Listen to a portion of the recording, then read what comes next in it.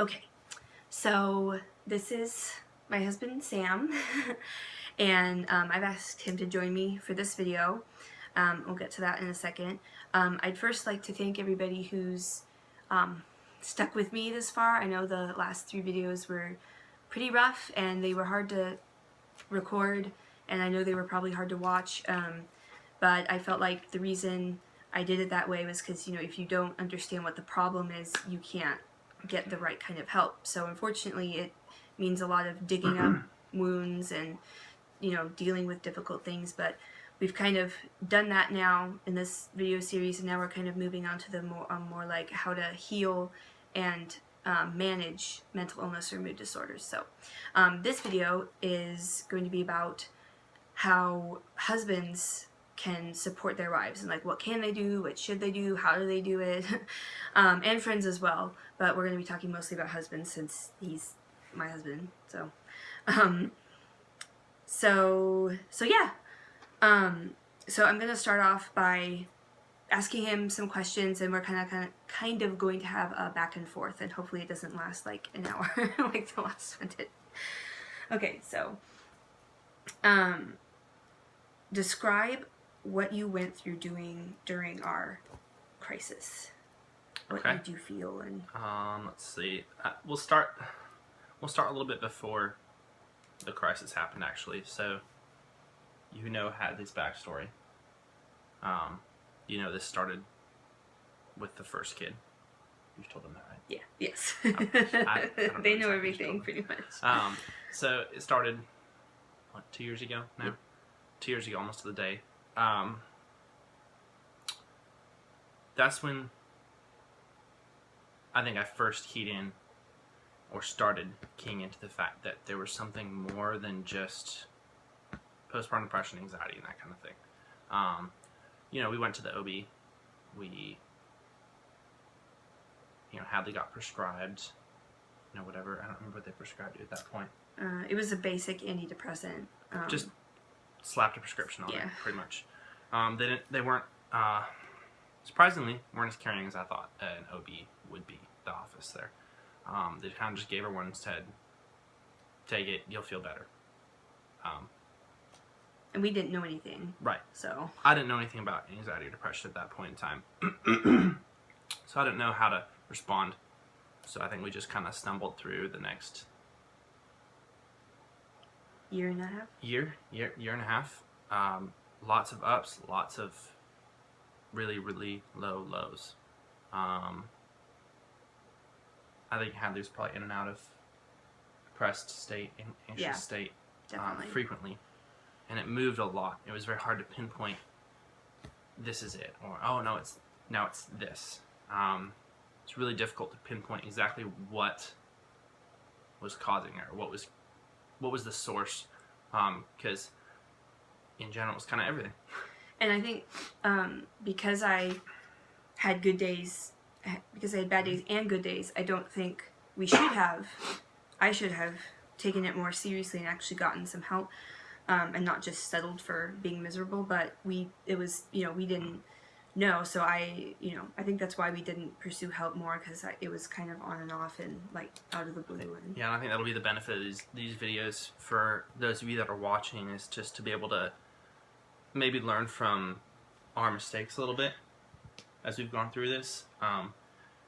The day Hadley exhibited those strong anxiety and depression symptoms was the day that I should have gotten help for both of us and for our family.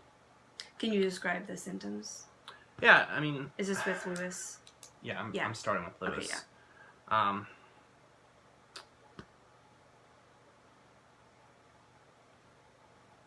Boy, that's actually a lot harder than I thought it would be. To talk about? Yeah. It was kind of everything. I mean, so at the time, I was commuting an hour to work every day, back and forth, which made it nice because I could leave work at work. But when I got home, 5:30 or whatever it was, here's the baby. I'm out. I'm done. Time to check in.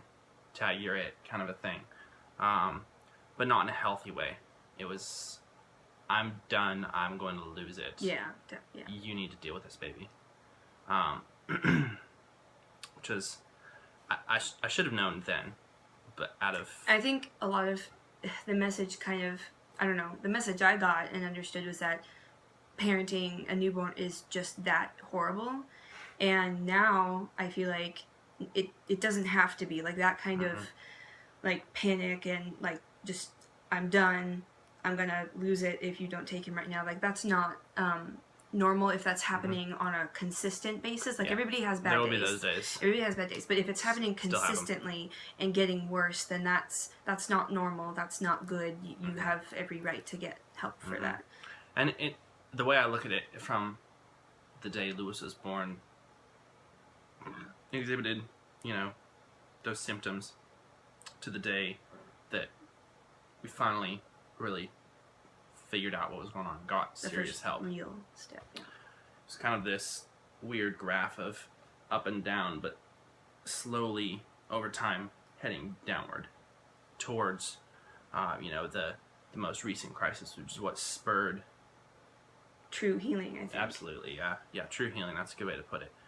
So, long story short, it was a very long and emotional ride to get to that crisis moment with the second baby, where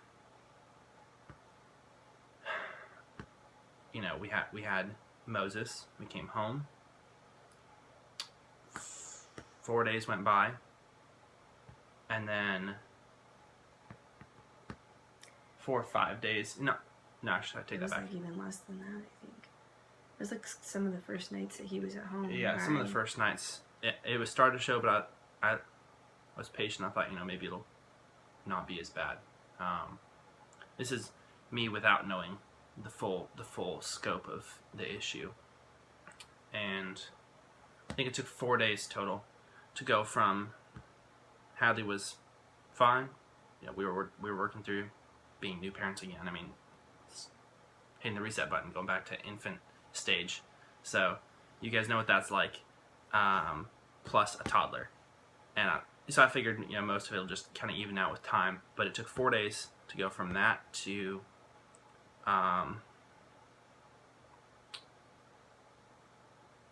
emergency crisis moment. I think I was slated to go in for an overnight shift where I had to be at work for 24 hours basically. And the evening before I was supposed to do that, Hadley started having panic attacks. And they maybe petered out. She took something to help her, calm down a little bit. Well, went to bed. They had me on antidepressants, but they were obviously not enough or weren't working. You only had them for a couple, 3 days. A couple days. That. Yeah, it was a couple days. And then the next morning, she woke up in a panic attack and had pretty much one constant day-long panic attack.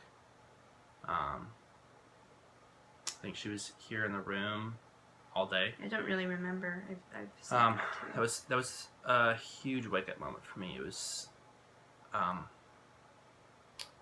the weight of realizing what was going on was absolutely crushing.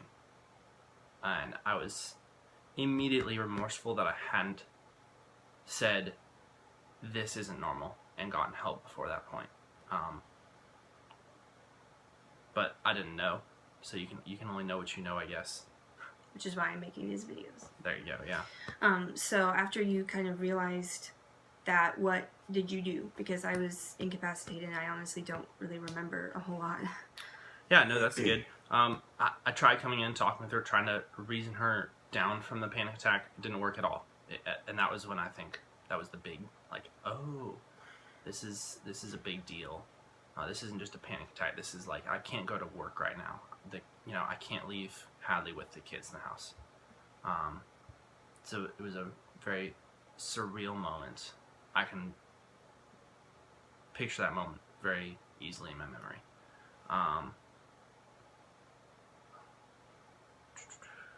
I had a postpartum doula's phone number saved from the previous pregnancy. I'd never called her. She's part of the group that you guys know about, Postpartum Support International. I had done some research about postpartum support and anxiety and depression and that kind of thing. Research, I should say. I did a lot, trying to figure out what was normal, what wasn't, and I had her number saved, and I was at my limit. I was supposed to be back to work. We had 2 kids now, not 1. I was maxed out as far as what I could do, and so I called her, and she couldn't come right away. I told her the situation. I told her exactly what was going on. I was probably crying for most of the conversation. It was a really emotional day for me, and she came out. I think it was probably like 4 o'clock in the afternoon. I called her at like 10 maybe in the morning. So I just did the kids all day and tried to check on Hadley and tried to continue to talk her down from that panic attack. Still didn't happen. Yeah, you can't reason with people. I didn't tell her that the doula was coming, but until she was about 30 minutes away, and I told her, hey, somebody's coming to the house. They're coming to just help with the kids. That was how I told Hadley what was going on. I wanted Hadley to talk to her. She wanted to talk to Hadley, but Hadley wasn't willing to. But, she got to the house. She helped out with the kids. She brought some food. She was amazing. Truly amazing. Told her what was going on. She said, well, I'd really like to talk to Hadley, but it has to be, Hadley has to agree to it. It has to be voluntary. Voluntary. Hadley has to understand that I want to talk to her. So I came back, and I think I probably spent an hour and a half, 2 hours trying to get Hadley to go out and talk to this lady. And she finally did. I mean, that's God's intervention. That's nothing to do with me. I said the same things I've been saying all day. But Hadley finally calmed down, was willing enough to come out and talk to this lady. And as soon as she got out there, Hadley, as soon as she walked down the hallway, she was in tears and just pretty much fell into this lady's arms. I mean, she was awesome. Immediately. She was amazing. She was perfect at that moment. I've talked about how that moment of walking through the door was kind of when I knew in my mind, like, okay, I'm actually, this is real. This is the first real step to healing, and I know that I'm never coming back to this place again. So it was, huge. Yeah, so that was a big moment. That was the peak of the crisis. Was that moment? Yes. It's hard to describe. It's surreal and it's really painful. And I told you, I went to the emergency room and from there went to inpatient care. Okay, so after I got back from that, how has the healing process been for you? It's been rough. Yeah, rough is a good way to put it. Long, difficult. Yeah. It's not easy. It's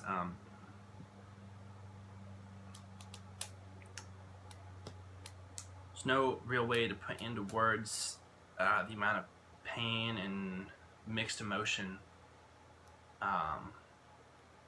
involved in that kind of thing.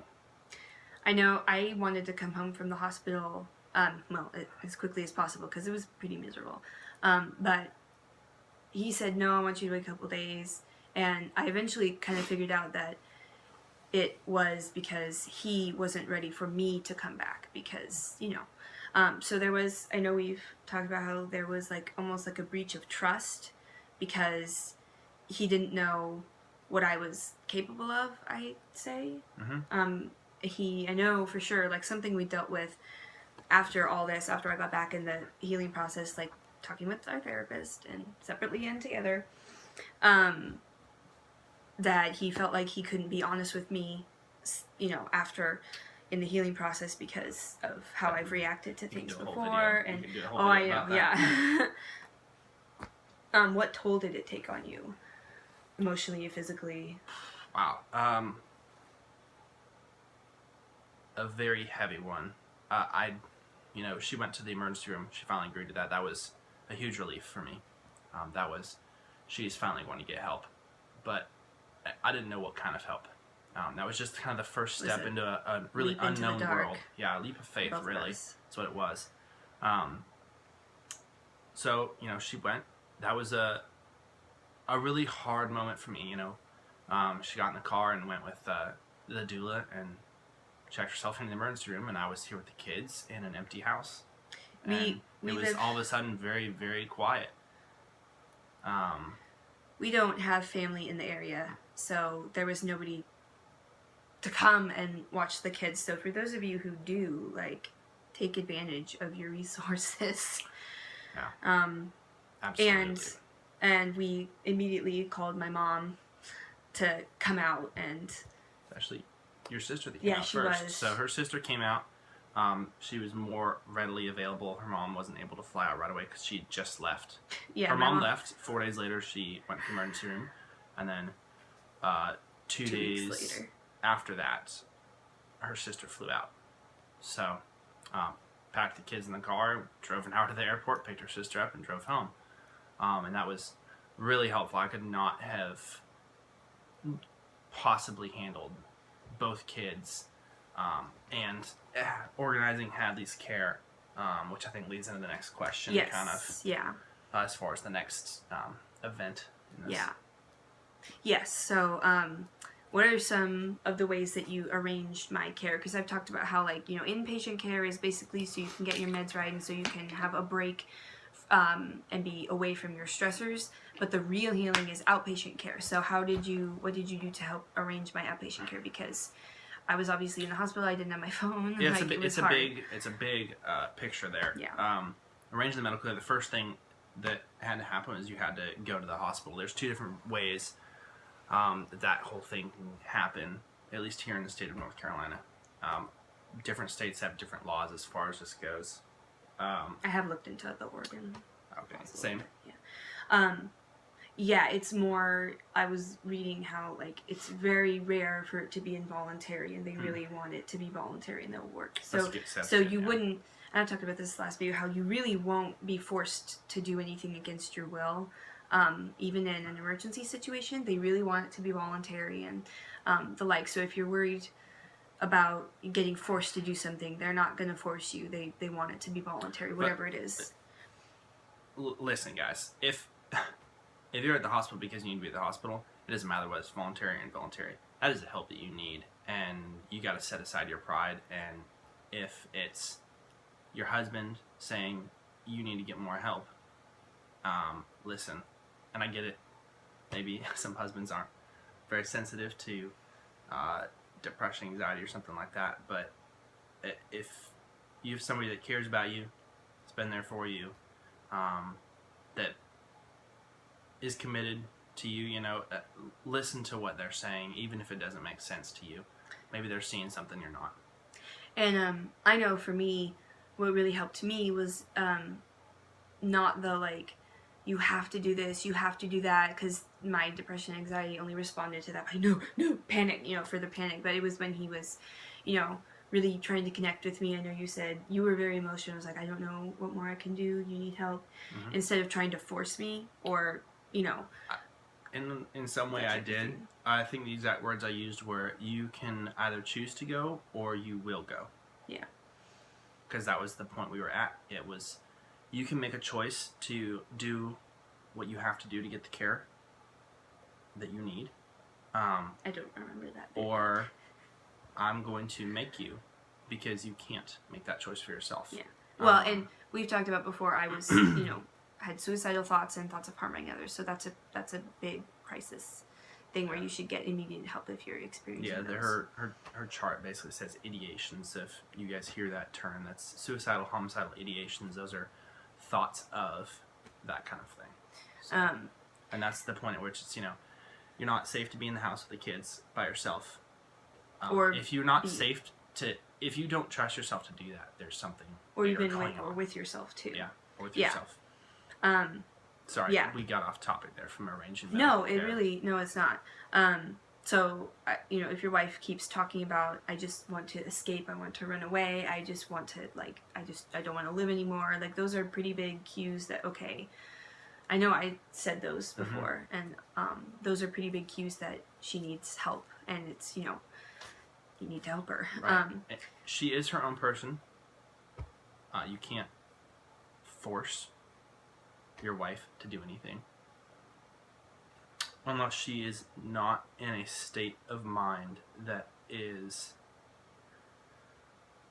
Be careful how I word this. If she's in a state of mind where she can't make a decision for her own well-being, if it has gotten to suicidal ideations, where she might there's commit thoughts a of crime. harming herself or others, including you, me, the husband, that's when you've crossed that border, that line, and it's now into, okay, you don't have a choice in this anymore. You are going to the hospital. You are going to get help. For others and your own safety. Right. It's for safety at that point. It's most basic of basic things. It's for everyone's safety, including hers, yours, kids, everybody. Yeah. But yeah, so her sister came out, and then a couple weeks later, her mom came out, and her sister flew home. But we had extra support there. I was on the phone every hour, probably. I spent, every time I wasn't doing kids, I was on the phone organizing everything. I mean, it's a complete role shift for me. I went from going to work, or, you know, being a new dad again, and then going to work like I normally would, to, okay, I'm in charge of the house. If I don't run laundry, laundry's not getting done. The kids have to wear clothes, so I gotta run laundry. Mr. Mom. There has to be food to eat, or I'm gonna be a wreck. I'm gonna be super hangry. You know, just simple things like you have to eat. There has to be clothes to wear. You have to run the house. So having that extra help of someone coming in to help with the kids would allow us to split those tasks. Okay, this is what has to get done. We'll split the tasks, and then, you know, when the kids nap, that was my time to be on the phone with the hospital, with the doctors, with the insurance company, trying to find, okay, what hospital is she going to go to? Am I okay with her going to that hospital? Is she okay with going to that hospital? What kind of care are they going to have? How far is it away? Okay, if she goes there, how am I going to visit her? Because that was something that was really important to me. So there's a lot going on. Be organized. I went through countless dry erase pens on a whiteboard. I think I busted through probably 5 or 6 dry erase pens in the week and a half that you were hospitalized. Just phone numbers, names, appointments, times, everything, you name it. It was my brain. In general, being proactive about your wife's care instead of just like letting the doctors do it, or, you know, not. Yeah, I'm pretty certain that everybody at each hospital you were at was probably extremely tired of hearing from me. I was super bossy and annoying. They commented on how much he must love me because of how often he called the nurses, and he was definitely my advocate, because, you know, when you're experiencing mental illness or a crisis like that, you're not, you know, it's hard to think clearly and stuff. So he was my advocate. Yeah, you're still your own person, but there are freedoms that are going to be taken away from you when you go and submit yourself for that kind of care. You know, you're not going to have your phone, you're not going to have your clothes, you're not going to have a lot of things that help you feel like yourself, that, you know, I get to make these decisions, and you have to take meds at a certain time, you can only eat this, you know, yada yada. I couldn't bring food to her. You know, there's a lot of restrictions in that kind of care because it's a general setting for, you know, it's a general psychiatric ward setting. And I know every hospital is different, but that was just my experience, and it was definitely the right choice for me, but it was really difficult, and definitely, you know, kind of the point of me doing these videos is to, you know, say, well, you can get help before it gets to that point, so you don't have to go through what we went through. So I have two more questions. Mm-hmm. One, going back to the taking care of the kids and doing the house. Mm-hmm. I've heard from a lot of people that their husbands think that doing the kids is really easy, and they don't understand why it would be hard for their wife, or... Sorry, I can't help but laugh at that one. Or the other thing I've heard is that they don't want to go anywhere near helping with childcare for whatever reason. All right, first question. Kids are impossible. There's no perfect scenario with kids, and second question, suck it up, guys. Come on. You married this person, your wife. You made this and baby. And you're 50% responsible for that baby if you want to look at it really critical terms. But secondly, you didn't vow to be there when it was comfortable, when it was easy, only in richness. It was in sickness and in health, in poorness and rich. Obviously everybody's vows are different, but you've made a vow to be there. If you can't honor that vow, you've got some major issues going on, and you have to. Your wife... You've made that promise before God. And yes. I don't care if you don't know how to run laundry, figure it out. YouTube exists. You're watching this video on it. If you don't know how to do the dishes or whatever it is, change baby's diapers. Whatever thing you think you can't do, I promise you can, and you will, and you have to. And if it's not perfect, it's not perfect. If the kids eat peanut butter and jelly for a week and a half straight, they'll be fine. They will live. You have to step up and be there. And you also have to ask for help. Yeah. You cannot let... I don't like asking for help a lot. But it was definitely a lot easier in that crisis moment where I was at rock bottom to be like, wow, I can't do this anymore. I have to call people. I have to talk to somebody. I have to air some things, get something off my chest, and I need help right now. Because there's no way, if Hadley's gone doing all this stuff, that I can do all the kids, organize her care, and care for myself somewhere in this mixture. Which, by the way, if there's any husbands watching this, all of what he just said is what a mom pretty much does every day, by herself, with no help. So my husband is an extremely capable man. For those of you who know him, he has an incredible work ethic, and he obviously put in so much work to my care. And he's pretty tough, he's Coast Guard, so he went through basic training, and I'll stop bragging. But so if he struggled with that, think about what your wife is going through. So when she says, I need a break, or I feel like I'm going to lose it, or, please, can you help with the kids? And I know unfortunately, I know that some husbands kind of either brush that off, or they don't really, or what I've heard a lot is that they think the kids are the wife's job, and it's not really their job.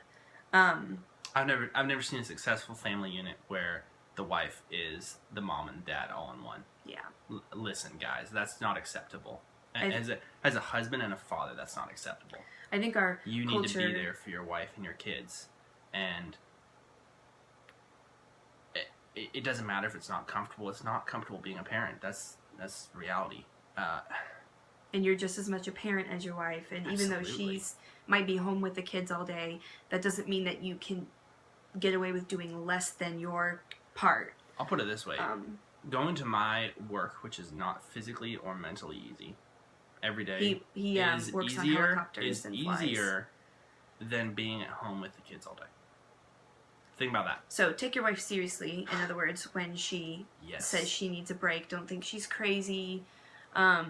You have no idea, basically. And if you want to know, take your kids for a weekend and let your wife do whatever she wants, and you will be begging and pleading at her feet to help you. I guarantee it. Unless you're super dad, and good for you if you are. Well, I was. I tell her repeatedly on the regular that it's much easier for me to go to work than it is to be at the house and do a baby and a toddler all day.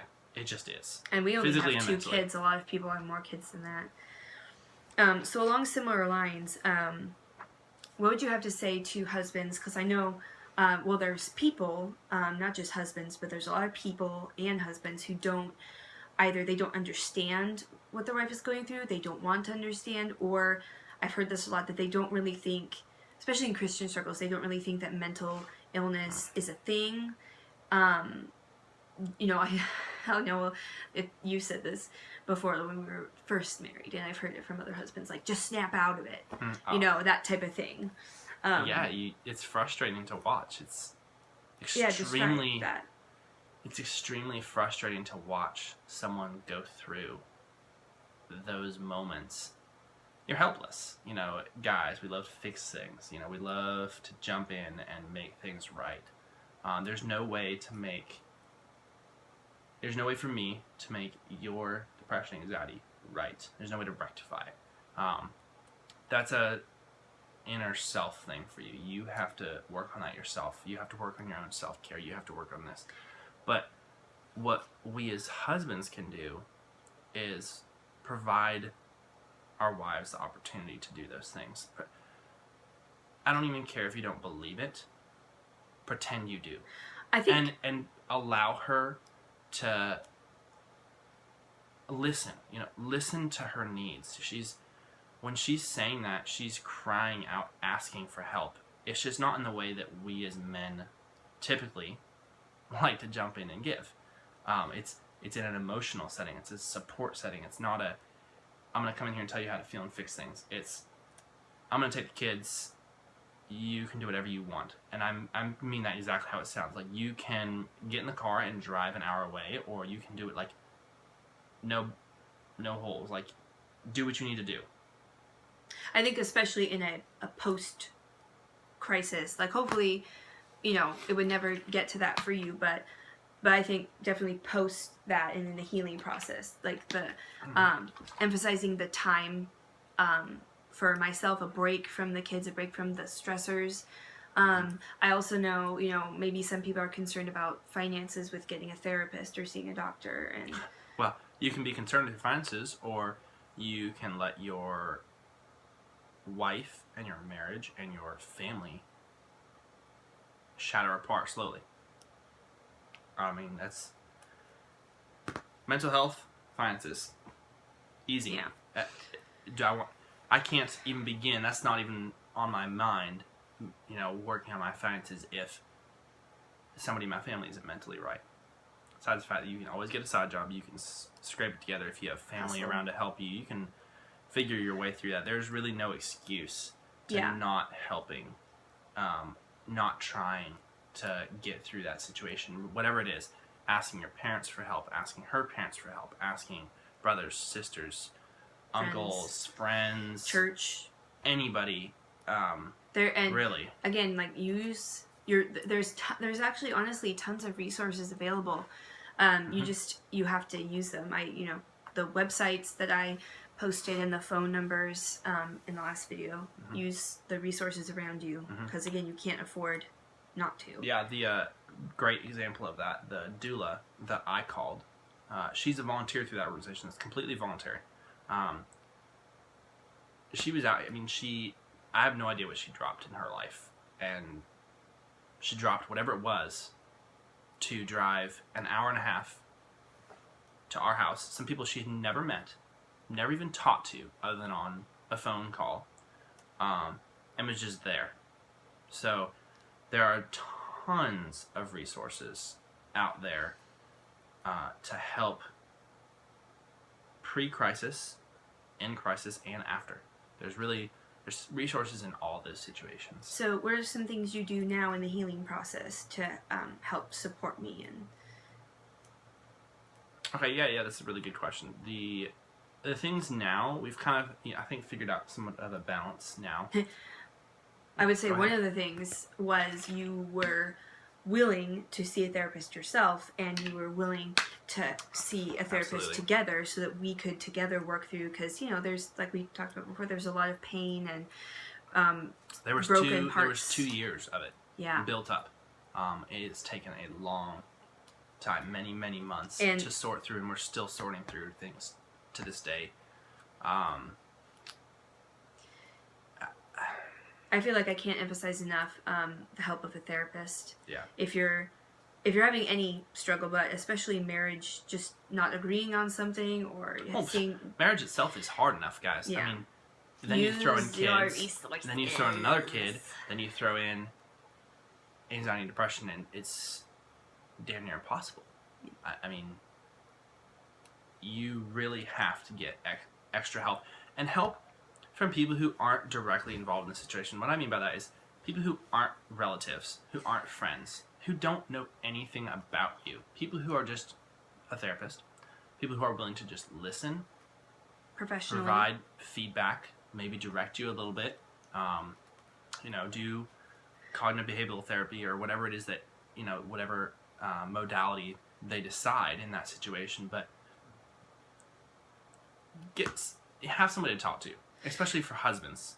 So you have to have somebody to talk to. You cannot bottle this stuff up, because you will just become a resentful, bitter person. And I've explained how you basically experience burnout. 100%. Because of it. And he's our therapist. Mm-hmm.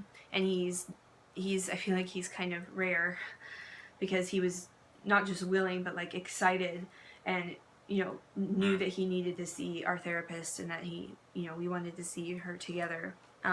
It's extremely healing to process in a formal setting.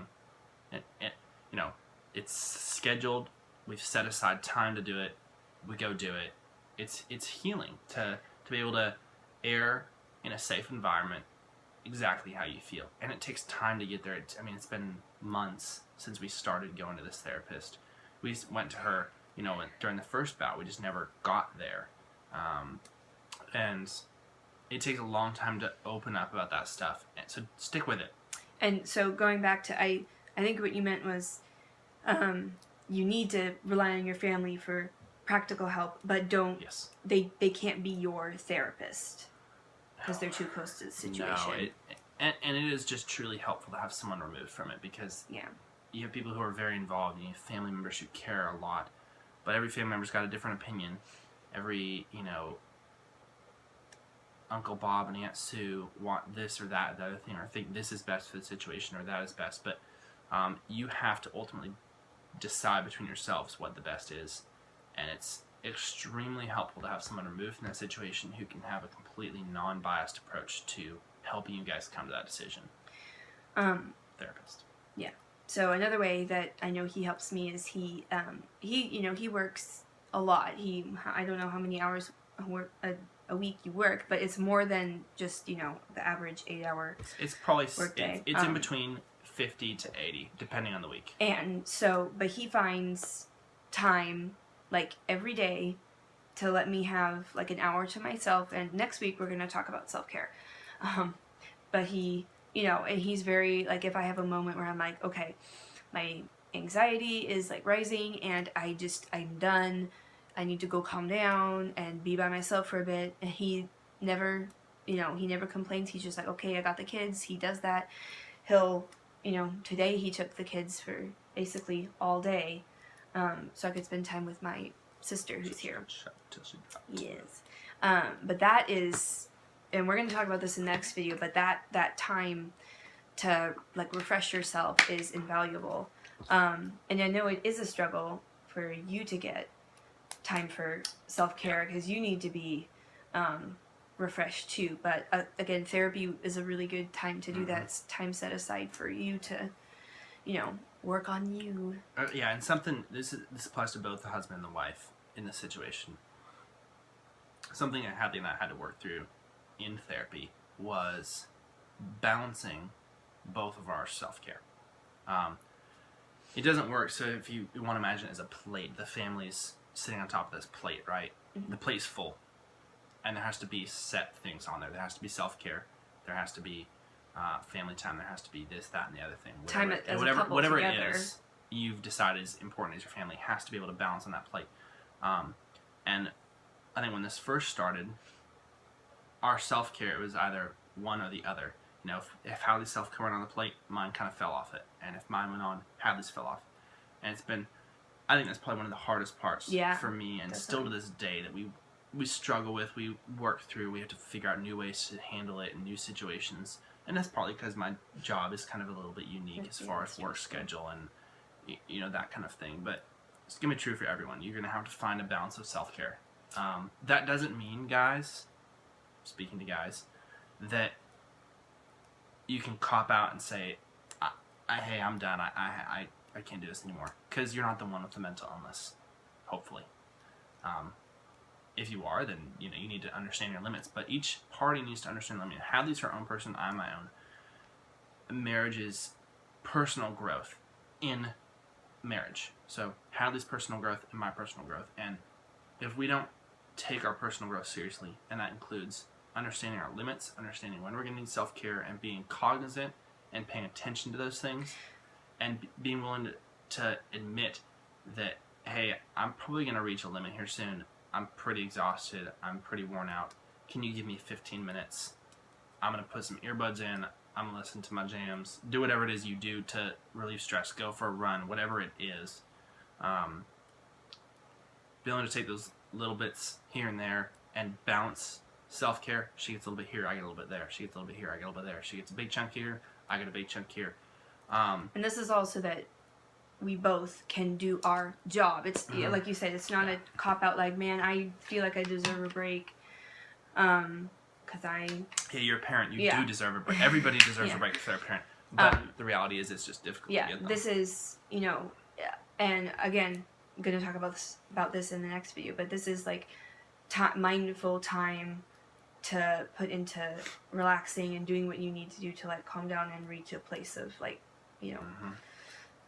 this is a side note. I know a lot of couples who have the opportunity to go out on dates regularly, and by date I don't necessarily mean a fancy dinner, like just like get out of the house coffee, without the kids. Yeah, like go for a walk. And they don't take advantage of that, and that drives me nuts because I was never able to have my parents here, so I really wanted that. And now I would say that it's incredibly important to be able to talk to each other and communicate without being responsible immediately for your children. Especially for me, it's incredibly stressful for me, and I feel like it's very invaluable time. So again, you have lots and lots of resources, and use them. I mean, this is just my opinion, but I can name 1,000 resources off the top of my head. YMCA, you can get a membership there. You can pay based off your income, so expense isn't an issue, and they have a stay and play. You can put your kids in. So not only can you put your kids in there, you could use the pool, you could go work out, you could work on your health, both mental and physical, which obviously improves your general well-being. You can call families, you can call friends, you can get plugged into a church that has some kind of childcare thing. Not only when you do that in an event setting, go to this event and it has childcare, or the Sunday morning worship has kids church where you can actually pay attention to the sermon. You're not running around with kids the whole time. But you meet people who are then willing. I know I've called our church. I've called a lot of people there and been like, hey, it's 10 o'clock at night. I'm sorry, I need a child. I need a babysitter like right now, like 10 minutes ago. And people have come to our support and our aid in those situations. So it's hard to ask for those things. It's hard to ask for help, but people are willing. And the moms, there's so many wonderful people in this moms group who I'm sure are more than willing to help keep your kids, or whatever you need to do, whatever a husband needs to do to help his wife get some time for self-care. But yeah, get out of the house without the kids together and have those connection moments. They're vitally important. Okay. So my last question is, do you have any words of encouragement for husbands who are going through the situation, or, have wondering like where's the light at the end of the tunnel with all this? That's a big one. To be honest, for a long time, I didn't feel like there was light at the end of the tunnel. That was one of the things I struggle with, and there are days where I still struggle with that. Not because there isn't a light at the end of the tunnel, but because there are days that are just that difficult. Overwhelming. Whatever Hadley's going through, and I have to kind of be there to support her, and put my feelings or emotions or needs to the side for that day or that week or whatever it is, hour. But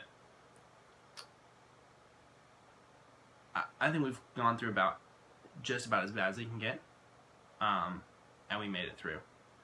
That's with no immediate family here, limited friends, limited contacts, limited relationships in the area. We've only been in this area, a year and a half tops. If we can do it here, guys, I say guys, just mean the general viewers here. If we can do it here, you can do it wherever you are. I mean, really, we have so limited resources here that you can definitely make it through. And don't be discouraged when you're exhausted. Life won't always be that way. Yeah, it won't always be this bad. And the only thing, and this, I really hadn't experienced this in my life. I'd never hit a true, absolute rock bottom emotional level. Emotional, physical, mental, everything at once was true rock bottom. Basic training was hard. It wasn't even close to this. There were low moments there, but this was, you're out of gas. You can't even turn over the car. Like, it's not moving. Those are the moments where you have to just turn to God and admit that and have that conversation in prayer and just say, I don't know how I'm supposed to do this. You know, I have no strength or energy left to do this. Help me. It's a very humbling. Yeah, that's a good word for it. A very humbling experience and a very humbling moment. But you will get through it. And I think, you know, this is 6 months out from that, I think. Just about. And it does get better. Actually, you know, it takes a lot of work and stuff, but I mean, relatively quickly for something like that, considering the years of like trauma and stuff. Mm-hmm. You know, I have bad days and I have setbacks, but overall, it's pretty unbelievable, like the change that's happened in my brain, like retraining my brain, and you know, I feel like a completely different person, and you know, our marriage is so much better now, and we're both, you know, because we've taken advantage of the support and all that, we both have more breaks from the kids so mm-hmm. that we can like, mm-hmm. replenish ourselves and be better parents, and people who don't even have spouses. Anxiety, depression need that anyways. Yes, kids are just hard work. Yeah, I'm going to talk. Anybody viewing this, even if you don't have those symptoms or those issues, you just need a break. You know, it's difficult work being parents. Yeah, and I'm gonna talk more about that in the next video. It's gonna be all about self-care, why you should, mm-hmm. and what it means and stuff. So, one last thing I thought of as far as the encouragement goes. I'm no expert by any means. I just experienced it. But I'm more than willing to talk to anybody that wants to talk. Because I can listen. I can tell you my experience if you want to hear that. I can just listen. Or I can give you just resources if that's all you want. Really, anything. I'm more than willing to share that with anybody. And thank you. You're welcome. Thank you. Yeah, and yeah, because as you know, there's not as much awareness of postpartum depression or anxiety as there should be for women, but I think there's even less for men. So the more support you can have with other men who've gone through this, and you know, that sort of thing, I think that'd be really good. So thank you for being a part of my video. Thank you for having me. I really appreciate it. Good luck, guys. Yeah. Okay. We'll see you next week.